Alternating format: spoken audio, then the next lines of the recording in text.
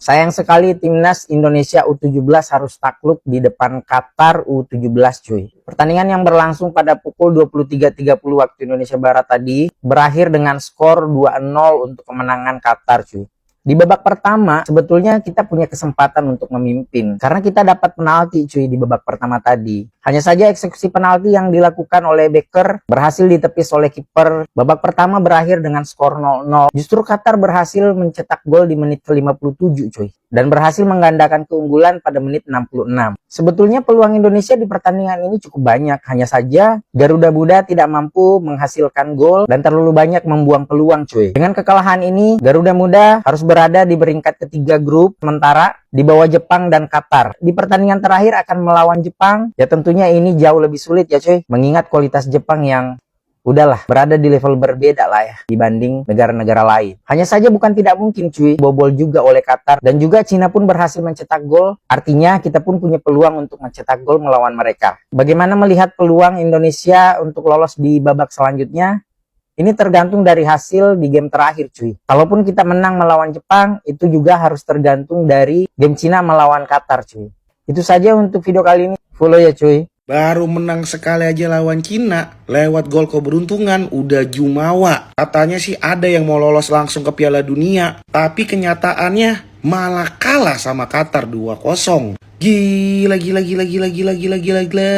Full time. Timnas Indonesia U17 harus mengakui keunggulan dari Qatar U17 setelah kalah dengan skor 2-0 di pertandingan kedua Piala Asia. Seharusnya Indonesia mampu unggul di babak pertama. Banyak peluang emas yang tidak berhasil dikonversi menjadi gol. Salah satunya adalah lewat titik penalti yang gagal dieksekusi oleh Matthew Becker. Di babak kedua, Bahrain sudah mengetahui celah di lini belakang Indonesia dan akhirnya di menit 56 dan 66 Indonesia harus kejebolan. Sampai dengan peluit babak kedua berakhir, skor tetap 2-0. Sepertinya berat peluang Indonesia untuk lolos langsung ke Piala Dunia karena di pertandingan terakhir Indonesia harus menghadapi Jepang U17. Ya, walaupun peluang sangat kecil, tapi kita tetap harus memberikan dukungan kepada Garuda Muda. So, menurut kalian gimana? Coba komentar di bawah. Let's go. Diwarnai dengan kegagalan Matthew Becker mengeksekusi penalti, timnas U17 Indonesia akhirnya harus mengakui keunggulan Qatar dengan skor 2-0 di laga keduanya di Piala Asia U17. Dengan hasil ini, Qatar menggeser posisi Indonesia di klasemen sementara. Qatar naik ke peringkat kedua, sementara Indonesia turun ke peringkat ketiga. Meski demikian, peluang Indonesia untuk melaju ke babak selanjutnya belum tertutup. Cuman menjadi lebih berat karena di laga terakhir Indonesia akan menghadapi Jepang yang di saat bersamaan mengalahkan Cina dengan skor 2-1. Timnas U17 Indonesia sebenarnya tampil sangat baik saat menghadapi Qatar. Bahkan Indonesia berpeluang unggul terlebih dahulu melalui titik putih. Sayangnya eksekusi Matthew Becker tidak menjadi gol sehingga babak pertama berkesudahan dengan skor 0-0. Indonesia juga mendominasi di babak kedua, lebih banyak mendapatkan peluang matang. Yang sayangnya tidak ada satupun yang bisa dikonversi menjadi gol. Nah, sementara Qatar mampu memanfaatkan dua peluang melalui individu pemainnya ya. Jadi bukan karena kerjasama tim yang bagus, tapi melalui individu pemainnya. Dan ini menjadi pembeda dalam laga ini. Tuh kan udah dibilangin kalau Indonesia ketinggalan duluan timnas U17 pasti Qatar mainnya guling-guling. Akhirnya terjadi juga malah ketambahan gol. Akhirnya tiket Piala Dunia lepas begitu saja. Walaupun ada kesempatan satu kali lagi melawan Jepang tapi peluangnya sangat tipis. Kalau gua pikir-pikir timnas Indonesia U17 pada ngapa sih? Aduh, udah dah gak berharap banyak.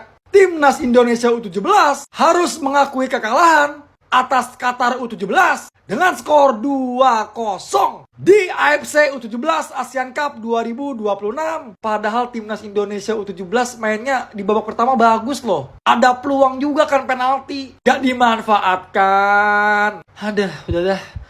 Gue gak banyak-banyak komen dah.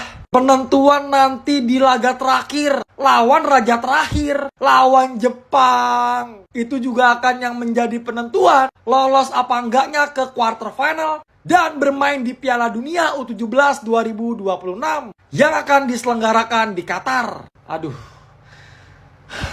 pusing. Ya, tetap 2D doa dan dukungan untuk Timnas Indonesia U17. Good luck Garuda Muda. Sayang banget semalam nggak ada negara ASEAN yang berhasil menang di AFC U17 ASEAN Cup. Jujur peluang Timnas Indonesia untuk lolos ke babak berikutnya kecil. Setelah Jepang juga menang 1-2 atas China, Indonesia harus turun ke peringkat 3 setelah kalah selisih gol dari Qatar. Timnas Thailand udah dipastikan tersingkir, Timnas Myanmar dipastikan tersingkir, Vietnam baru main nanti malam, tinggal menunggu nih nasib Indonesia nanti melawan Bang Jepang. Karena di pertandingan terakhir gua rasa Qatar lebih diuntungkan karena menghadapi juru kunci China. Berkembang terus sepak bola ASEAN dan follow akun gua buat info bola selanjutnya.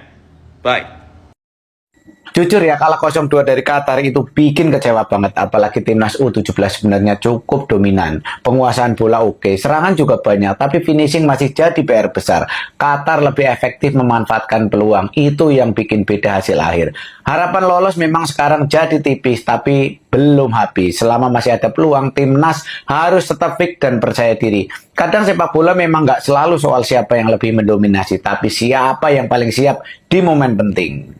Ya, itulah tadi teman-teman hasil pertandingan timnas U17 di Piala Asia U17 ya teman-teman. Ya, pertandingan yang skor yang mengecewakan karena sebenarnya kita bisa mengalahkan Qatar U17 dan ya secara permainan memang di babak pertama sangat meyakinkan kalau kita bisa menang dan lolos